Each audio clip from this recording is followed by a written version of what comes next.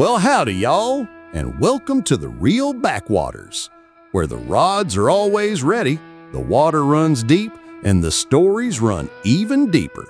With your host, Daniel Woodcock, bringing you right into the heart of the Southeast, one cast at a time. Now, whether you're drifting down a lazy river in your yak, hunkered down in a john boat, or just dreaming about your next big catch from the comfort of your porch swing, this here's the place for you. We talk fishing, backwaters, bait, and a whole lot of grit. So grab your gear, crack open a cold one, and settle in. You're listening to the real backwaters, where southern waters tell their tales. Let's get it rolling, y'all. Hey, welcome back, y'all, to the real backwaters. Man, your one-stop shop for southern waters. Good old swamp secrets and the stories that smell like fish and river mud. That's right, river mud. Man, if you ain't never had no river mud on you, you ain't living life good. I'm your host, Daniel, and today, what we're going to bring to you, we're going to be talking and taking a trip down one of the most beautiful and ironic blackwater rivers there is here in the southeast Georgia. That's right, Great Ogeechee River. Man, what a river it is. If you never visited the Ogeechee River here in South Georgia, or even up a little around what we call the fall line here in Georgia, it's one of the best redbreast fishing rivers in Georgia that you'll ever meet. But one thing we're going to talk about is just regular brim fishing. You know, we're talking about any type of brim that will bite. And we're going to bring you a story, what the river has to offer, and just the scenes and memories that I've had fishing the Ogeechee River here in Georgia. So let me give you a background about the Ogeechee River.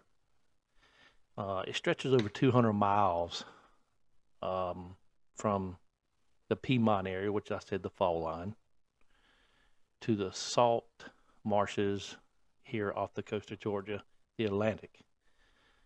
It's a straight up fishery. I tell you, it's great. It is loaded with cypress trees, knees, uncut banks, big channel swings, and it's just known about the kind of hiding hole a redbreast or a brim or a bluegill, whatever you want to call them, could ask for. If you grew up in Georgia, chances are you've eaten a pan-size redbreast that you either caught on a cane pole, on a bush hook, or good old rod and reel Zebco 33 somewhere in this river. If it's in the river or like what we call an oxbow farm, oxbow, not farm, but oxbow lake off the Ogeechee, where the river kind of floods a hole when the river's up, and then when it dies off, when the flood goes back down, the water levels go back down, it's just one big water hole and the fish are stacked up in it. So it's a tradition that is still going strong to today. I can vouch for that because I live 5 minutes from what we call Morgan's Bridge Landing here that borders Chatham and Bryan County lines. You can go down there any day of the week during the summertime, and the boat ramp will be full with people. Not only brim fishing, but bass fishing, jack fishing, whatever type of fishing you want. But yeah, it's one of the pretty. For what I can see, it's one of the prettiest rivers that you can float. As a kid, I can tell that we used to float. We would put in up at Scarborough Landing and kind of float down to the Rocky Ford Landing, or put in the Rocky Ford and float down to to a private landing that somebody owned on the river, or even putting in at what we call Dasher's Landing, which is off Highway 80, and floating down to Morgan's Bridge, which is it's a good little float. Will take you about all day to float it, but there's plenty places to throw that cricket, that beetle spin, topwater bug, whatever you feel like fishing that day for brim, redbreast, brim, shellcrackers, things like that. But before we start talking about slinging the cricket, and I like to sling a cricket here in the Ogeechee River, is we're going to talk about let's talk about some of the fish that are as far as brim wise, in the Ogeechee River. Of course, we have the king of the Ogeechee, which is the redbreast sunfish. And if you've never seen a male redbreast sunfish, you're missing something. Man, they got bright orange bellies. Man, them big males, the mature males, man, they have some of the reddest breast there is. It's almost like you took that fish out of the water and spanked it a little bit. But they're also aggressive. If you've never seen a redbreast brim hit topwater bug, you're missing something. You know, as kids, we grew up. I grew up what we call bugging. I think the company still makes them to the day. We call it a sneaky Pete bug. It's kind of yellow, got yellow and white little bands on it that kind of float off. But we used to take that big 14-foot cane pole, a little monofilament line, maybe about 6 to 8 pound monofilament line, throw that bug in there and just kind of work that bug from the bank. But now there's several other type bugs out there, and you can throw them on light tackle now and kind of still get that topwater bite. Then you got the real old liable brim, what I call the Mr. Reliable fish, is the bluegill. You know, they're little chunky fighters. They ain't nothing like catching a big blue brim, what we call copper nose blue brim down here in Georgia. Them things give a heck of a fight too. They love structure. They love the big bends. They love moving water. Things like that. And then we'll come to a bigger brim. And the Florida boys can vouch for this in Okeechobee, because they catch them down there like crazy, is the shellcracker. They're bigger. They love the sandy bottoms. So most of the time, if you can find a bend in the river with a good sandbar, especially during the spawning time for these things, you can throw that cricket and then them red wigglers or them Louisiana pinks, whatever your choice is, over on them sandy bottom areas, and just let them worms float, let the crickets float, and sure enough, you'll catch some of them big shell crackers. Then we got, I would say, a lot of people mistake this fish for either a rock bass or a baby smallmouth. We call them warmouth down here, a warmouth. It's kind of a cross between a brim and a bass. It's got the body of a brim, but the mouth of like a little bass. They like structure. They like they hit hard.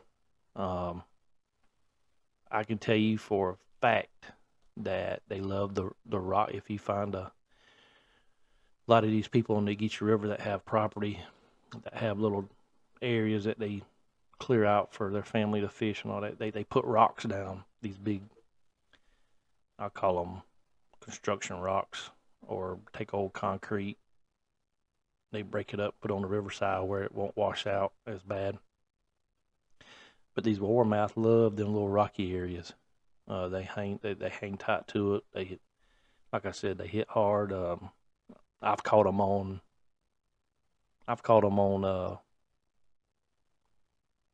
like crawls that you bass fish with. I've actually caught them on them before. But you can catch them on crickets, worms, spin dandies, spinner beetle spins, things like that. But the real draw here is, in talking about the Ogeechee River, is the redbreast. That's what people come down here to fish for. If you've never been fishing for a redbreast and you're listening to the podcast, hit me up, therealbackwaters@gmail.com, and we'll get you down here and fish it. We'll do a float one day and just fish for these nice redbreast.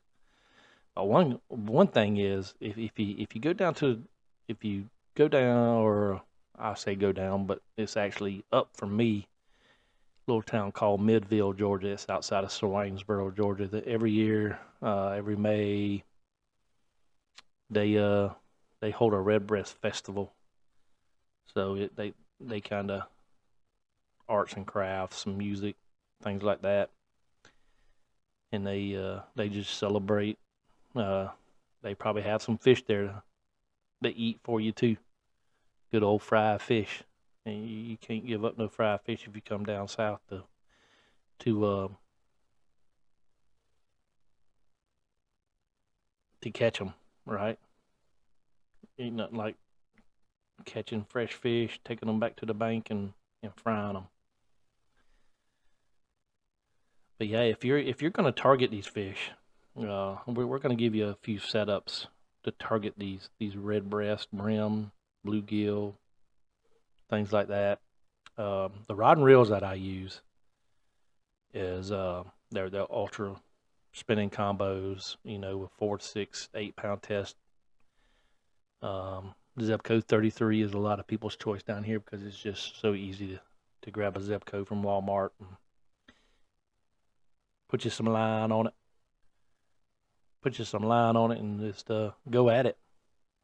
But there's also an old style.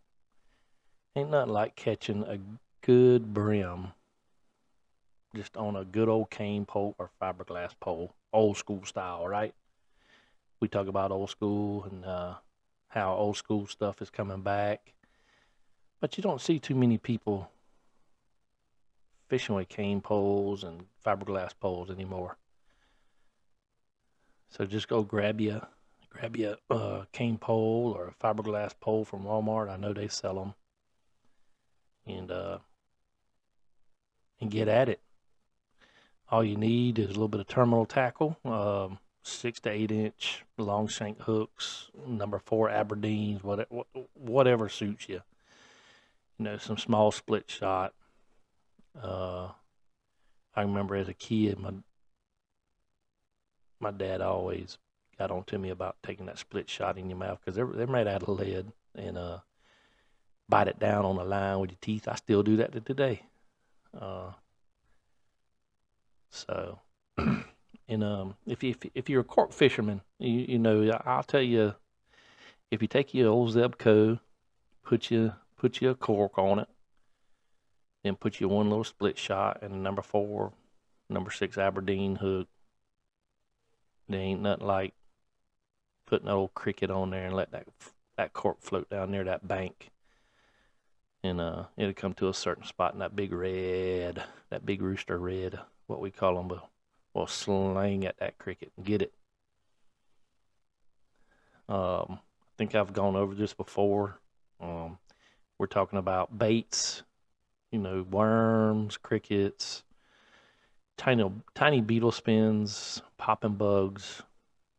It's just one. there's so many ways to catch these brim, these redbreast, and just get after it. Not a whole lot of cost in it. So it's pretty cheap to get you into it, get your kids out. Just spend some time on the water. Now, a lot of people ask me how I read the river to know where to catch redbreast, right? And this is one of my strategies or my go-tos. Is you know the Ogeechee is a free-flowing river. That means that there's no dams built on this river. It's all natural. And so it's just, I'm glad they never dammed it up myself. It just makes the river fishing a little bit better. Constantly flowing water, cooler water. A lot of people use it to swim in down here as well. But some of the areas that I look forward to fish are the outside bends of the river. The water's moving a little quicker there. You know, talking about tree roots and laydowns and just stuff that's fallen in the water and created a eddy, what we call a eddy. If you're fishing during the midday, I sure enough would probably find some shaded areas to fish because the water is going to be a little cooler there, more oxygenated, things like that. But the hot tip to catch these is you hit these bends with crickets. You know, cricket's the choice. I even take a spin dandy. If y'all know what a spin dandy is, it's like a little bitty spin, but it's called spin dandy. I'll even put a live cricket on the back of that. Just makes it more inviting for the redbreast. And then, you know, of course, early morning, late evenings is always the best to catch these brim. But catching these things is like magic, man. Like I said, if you ain't never caught any redbreast like that are beautiful fish. In my opinion, one of the most prettiest of all the sunfishes out there. So, but let me tell y'all one story experience that I've had as a kid fishing the Ogeechee River. As far as a lot of y'all know, I used to do a lot of fishing with my grandfather, and we used to go sit on the riverbank up there on the upper Ogeechee outside of Statesboro. It was called the Go Bar Landing because the Go Bar Hunting Club owned had all the property around it. So we'd go sit on the riverbank. You know, we'd get there at 7 o'clock in the morning. And my granddaddy would not leave until the fish stopped biting. So we used to take our cane poles. He had cane poles, no fiberglass pole, just a cane pole. And I'd take them crickets with that cane pole and just beat up and down the bank, trying to I wouldn't even put no weight on it. Just put the cricket on there and just let it slowly sink and just hit all the limbs and all the holes. And I'd set the hook on them big roosters and come up with a hand size one. Man, I throw that thing on a stringer and go on to the next hole. And in about an hour or so, I'd come back. My granddaddy still be sitting in the same place, catching fish. He always knew what holes held fish. But I'd kind of chuckle and at him and say, "Hey, I've got enough for supper. Let's go, man." But that was one of the stories that I enjoy, just having time with him and just learning from him and enjoying the time that we had together, me growing up. So it was for sure a great time on the Ogeechee River. But brim fishing in the Ogeechee, it's not all about trophies, right? It's not, you might catch a trophy, redbreast. I think the state record's over 2 pounds, so that's a heck of a fish, and it sure ain't gonna break no world records, right? But the Ogeechee's waiting for you. Just a couple things. You just don't want to forget your bug spray because these old South Georgia skeeters and gnats, and you get on down towards the coast a little bit, what we call a sand gnat will eat you alive. And of course, don't forget to go by your local bait store and grab you a cricket box and load it up with them crickets. Let them things chirp and buzz like a chainsaw in that cricket box. And just enjoy your time.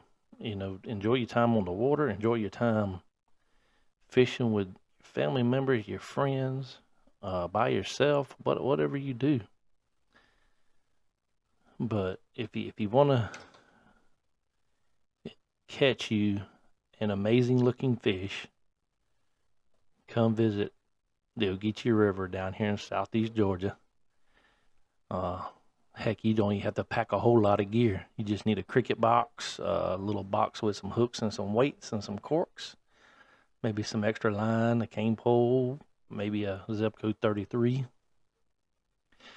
and just enjoy your time down here in the water. But I just want to thank y'all for joining me today. Share my stories with you.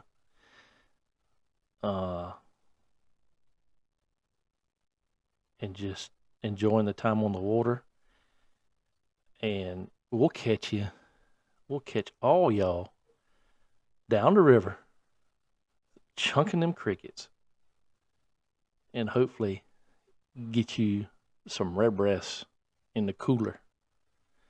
So thank y'all for your time. Thank you for listening to the podcast. You can also find the podcast on Spotify, YouTube, Apple, things like that. If you need to reach out, my email is therealbackwaters@gmail.com. If you have any questions about the Ogeechee River or areas that you might want to fish, just give me an email and I will definitely email you back. But once again, thank you for listening. And as always, wear that PFD while you're on the water.